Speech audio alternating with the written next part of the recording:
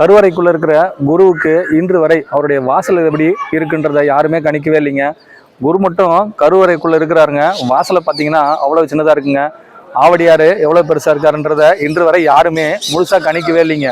உங்களுடைய நாத கமலத்துல ஒரு குருவின் வாசல் எப்படி இருக்கணும், அவருடைய வழி எப்படி இருக்கணும், யோகம்னா எப்படி இருக்கணுங்கிறத இந்த 3 கோபுரங்கள்ல அழகா வடிச்சு காட்டியிருக்காங்களாங்க.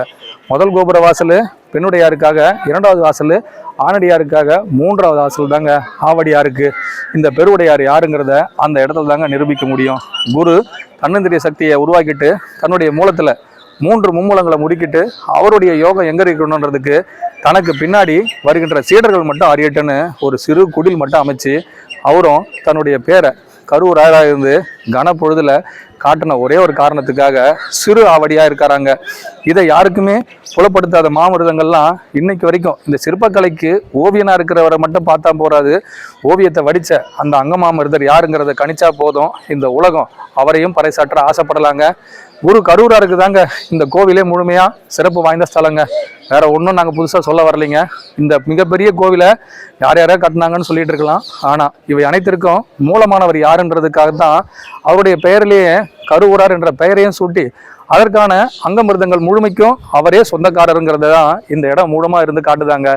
தனவாக்கியம் தானிய வாக்கியம் 2 சொல்லுவாங்க. நாங்கள் முழு மூலத்திற்கு கதிகலங்கக்கூடிய விஷயத்தெல்லாம் செய்யணும்னா முதல்ல ஒரு குரு சீடன் உறவை தான் இந்த குருநாதர் முழுமையா செய்ய ஆசைப்பட்டாராங்க. தச்சன்றவன் முதல் யாகத்தை நடத்தணும்னு 3 யாகத்திற்கு முன்மையே தன்னுடைய குருவின் பெயரா அறிவிச்சுட்டானாங்க. ஆனா அறிவிச்ச நாளன்று குருவால வரவே முடியலையாங்க.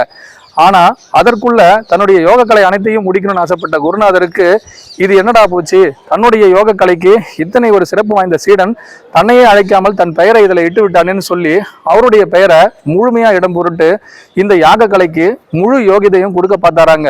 அப்படி கொடுக்கும் பொழுதெல்லாம் அவருடைய சீடர்கள்ல யாராச்சும் ஒருத்தர் வந்து தட்சன் யாக கலை என்ற பெயரை சூட்டணும்னா முதல்ல உங்களுடைய ஆகமம் எப்படி இருக்கணும் குருதேவான்னு கேட்டாங்களாங்க. வடக்கு நோன்பிருந்து யாராவது ஒரு சீடன் விருந்தானா அவனுக்கு மட்டும் முழு யோக கலையின் ஆகாமிருதங்கள் அனைத்தும் கொடுத்துருவோம். அந்த நிலையிலிருந்து வருகின்ற ஒவ்வொரு சீடர்களுக்கும் தனவாக்கியம் தானிய வாக்கியம், அதாவது சிறப்புமிக்க இந்த யோக கலை தவங்கிற அந்த யாக கலை அனைத்தையும் சொல்லி கொடுத்து அவனுடைய மூலத்தின் அதிபதியாகும் தகுதியையும் கொடுத்து அவனை வெற்றி கொண்டான் வேள்வி கொண்டான்ற முழு பத்திரத்தையும் கொடுத்துட்டு வராங்க.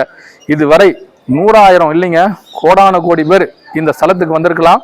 அதற்கும் மேல பல்லாயிரக்கணக்கான அரசர்களும் படையெடுத்தும் வந்திருக்கலாங்க.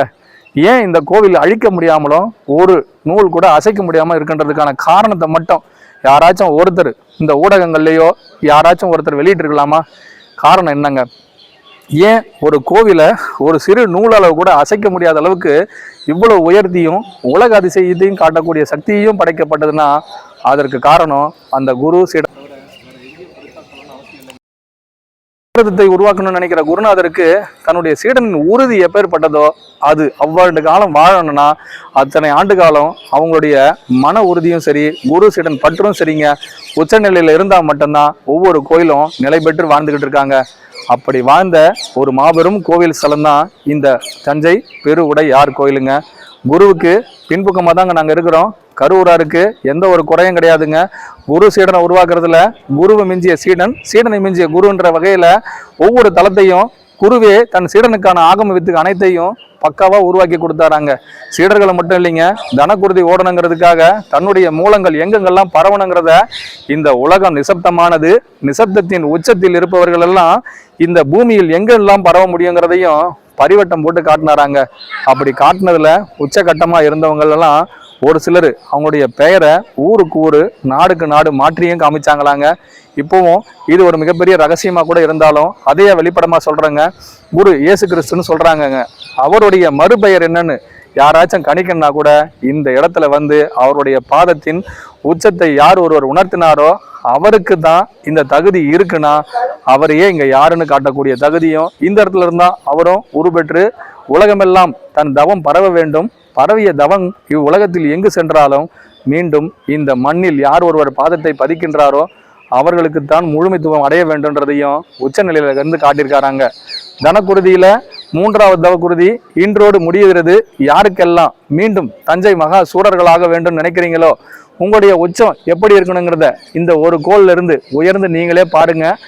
ஏன் ஒன்னாம் குதிரை, இரண்டாம் குதிரை, மூணாம் குதிரைங்கிறது அனைத்தையுமே ஒரே ஒரு நேர்கோட்டிலிருந்து இன்று வரை தலைசாயா ஒரு சீடன் கூட தலை சாய்ந்து வணங்கும் ஒரு குருவிற்காக உச்சத்தையே காட்ட வைத்த தன் குருநாதரையே வணங்கும் காட்சி தான் இங்க இந்த கோபுரம் கூட ஒரு நூல் சாய்ந்து இருக்குங்க. மாபெரும் விஷயம், மறைமுகம் இல்லாது வெளிப்படையாக குறிப்பிட்டிருக்கோம். ஆனா எங்கிருந்து இந்த கோபுரம் சாய்ந்திருக்குன்னு கண்டுபிடிக்கிறனா கூட அதற்கும் உங்களுள் இருக்கின்ற ஆகம சக்தி